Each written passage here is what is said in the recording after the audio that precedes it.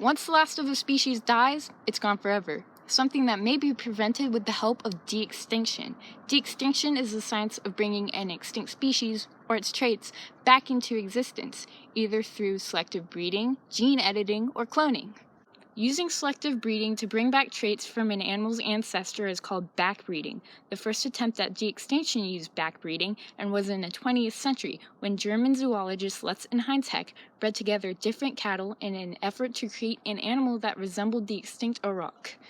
The resulting breed was called het cattle and didn't really look any more like an auroch than other existing breeds.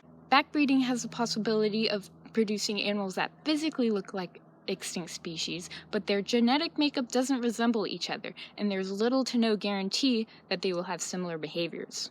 Another method of de-extinction is cloning, more accurate than backbreeding, but also more difficult. It requires cells from an extinct animal with intact DNA, the nucleus of which will be removed and replace the nucleus of a donor egg from a related species. This process is called somatic cell nuclear transfer, or SCNT. The success rate of SCNT can be pretty low, but not impossible, as proven in 2009 when scientists announced that they had used Spanish ibex and Spanish ibex domestic goat hybrids as surrogates for clones of the extinct Pyrenean ibex. They had used skin cells for the SCNT, and out of 57 surrogates, only 7 resulted in pregnancy.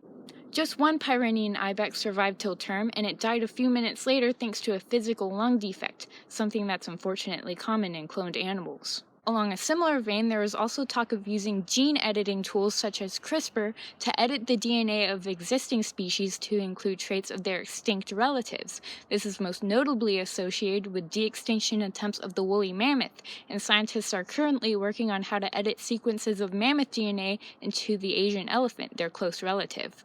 The breakthrough of scientists in cloning the Pyrenean ibex predictably generated ethical questions such as, should we do this?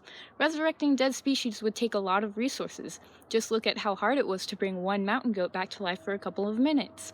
Not to mention, we don't know how healthy these animals would be, how they would affect current ecosystems, or even if they can have viable offspring.